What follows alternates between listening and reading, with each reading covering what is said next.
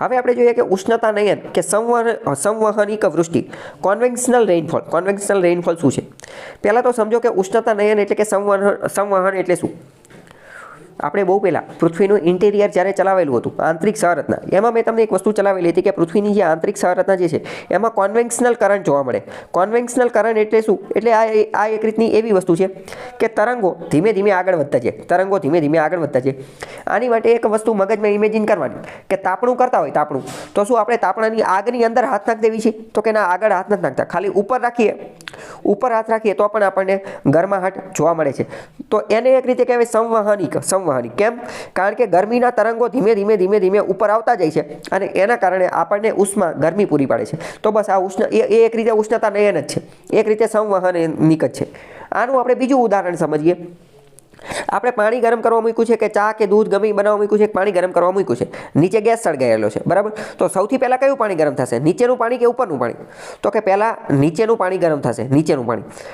નીચેનું પાણી ગરમ થશે, એ ધીમે ધીમે પોતાની ગરમી ઉપર ટ્રાન્સફર કરતું જશે અને એમ ધીમે ધીમે ઉપરનું પાણી પણ ગરમ થતું જશે. સમજાણું? તો આ વસ્તુને સંવહનિક કહેવાય. સંવહનિક કીવર્ડ શબ્દ ઉપરથી ખબર પડે કે વહન થતું રહેશે, ઉષ્માનું ધીમે ધીમે વહન થતું રહેશે. ઉષ્મા પહેલાં નીચેના થરમાં આવશે, એનેથી ઉપરના થરમાં ટ્રાન્સફર થશે, એનેથી ઉપરના થરમાં ટ્રાન્સફર થશે, એનેથી ઉપરના થરમાં. ખબર પડી કે ન પડી પહેલાં તો આટલી વસ્તુ? ઓકે, તો આવી રીતે આ ઉષ્ણતા નયનના એ જ વસ્તુને ઉષ્ણતા નયન કહેવાય, સંવહનિક કહેવાય, ઇંગ્લિશમાં એને કોન્વેક્શનલ કહેવાય, જે પૃથ્વીના ઇન્ટિરિયરમાં પણ જોવા મળતી હોય છે. તો એમાં ઉષ્ણતા નયનના પ્રવાહો દ્વારા ધીમે ધીમે ગરમ, હલકી, ભેજવાળી હવા જે છે એ ધીમે ધીમે ઉપર ચડે. બધામાં પ્રક્રિયા સેમ છે. કીધું હતું કે ઉપર તો ચડવું જ પડશે, વાદળ બનવા જ પડશે, પછી જ આ બધું થશે. તો અહીંયા ઘનીભવન થાય અને વાદળ બને.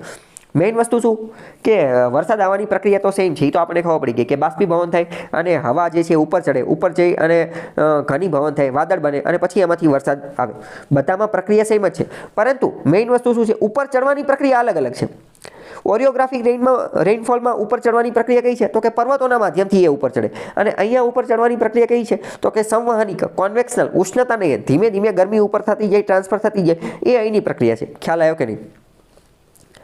બરાબર. તો આવી રીતે આ વરસાદ આવે અને આ બપોર પછી આ વરસાદ જોવા મળતો હોય છે. બપોર પછી જ જોવા મળતો હશે. શું લેવા? વિચારો તો. કારણ કે બપોર થશે ત્યારે તો બધી વસ્તુ તાપમાન જે છે એ ત્યારે તાપમાન એકદમ વધી જશે. ત્યારે એકદમ તાપમાન વધશે તો જ ગરમી થશે ને. ગરમી થશે તો જ તો તરંગો નીકળશે ને. તાપણું સિસ્ટમ યાદ કરો. તાપણા સિસ્ટમમાં શું હતું કે ધીમે ધીમે તરંગો નીકળે છે. તો બપોર પછી ધીમે ધીમે એ બધા તરંગો નીકળશે અને ગાજવીજ સાથે ધોધમાર વરસાદ પડે છે. ઉષ્ણતા નયનવાળી સંવહનિક કન્વેક્શનલ રેઇનફોલ જે છે એ કહે છે. ઓકે, ખ્યાલ આવ્યો?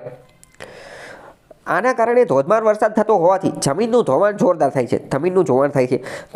જમીન જે છે એનું ધોવાણ થતું હોવાથી અને ધોધમાર વરસાદ હોવાથી અહીંયા મોટા ભાગનું પાણી જે છે એ જમીનમાં ઉતરતું નથી, પરંતુ પાણી વહી જાય છે. એટલે કે આ વરસાદ એટલો બધો કંઈ કામ લાગતો નથી. ખબર પડી કે નહીં? જો નીચે એ જ વસ્તુ આપેલી છે કે પહેલું ચિત્ર જો પહેલું ચિત્ર જે છે, બરાબર, કે ઉષ્ણતા નયનના પ્રવાહો.